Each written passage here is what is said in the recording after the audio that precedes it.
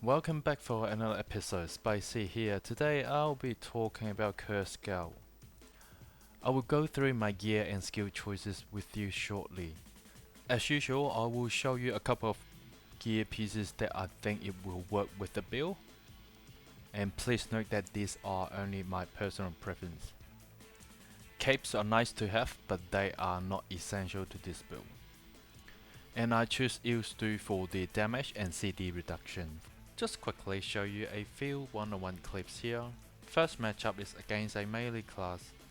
Initiate with Q and W and then find an opportunity to throw E on my feet to keep him away from me. E does some good damage, but you need some hard CC to lock them into the area. That's why on this one-on-one I'm using it to zone him as opposed to damage him with my E. R and F are my defense mechanic. Using them at the same time is kind of overkill here. W2 the beam is my main source of damage in a one-on-one situation, so I popped it, used the hood to reduce its cooldown, pop it again, and that is GG.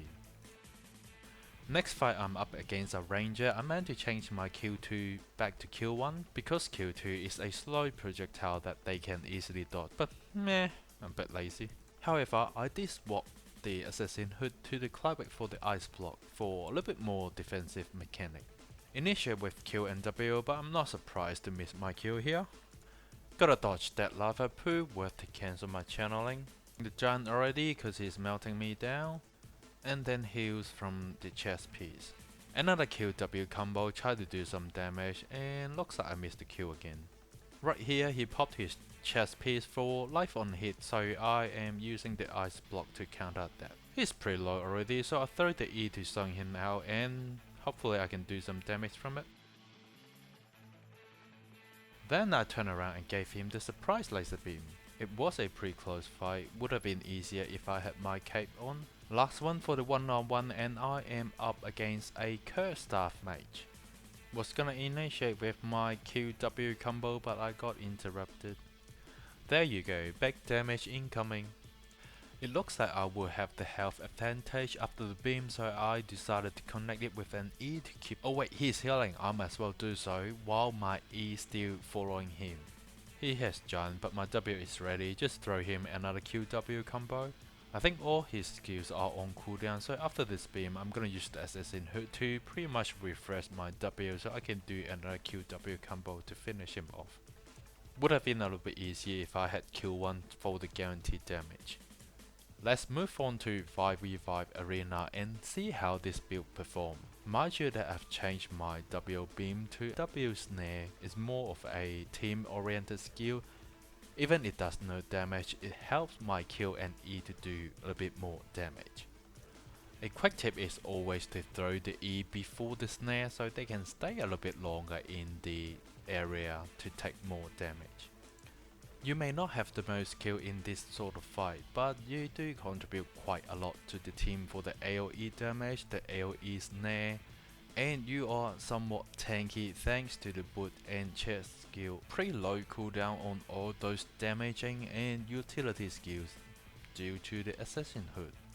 Overall, I think this is quite a fun build to play. It's decent in one-on-one, it does pretty well in a group fight, and on top of that it's pretty tanky, so give it a try. Before you go, I will show you the details of my choice of gear and capes and everything else. For helmet, majority of the time I use assassin hood for the CD reduction, but in some occasion against high damage dealer I use Cleric for the ice block. For chest piece I use Cultist Robe for the healing, also the physical damage immunity. I like giant skill on the guardian boots, or you can use any other boots of your choice. My number one cape for this build is Threadthorpe because it has low CD. Number 2 will be the Demon cape because it does good damage and can work with your W3. Number 3 is Bright Watch, it just makes your skill shot easier to land.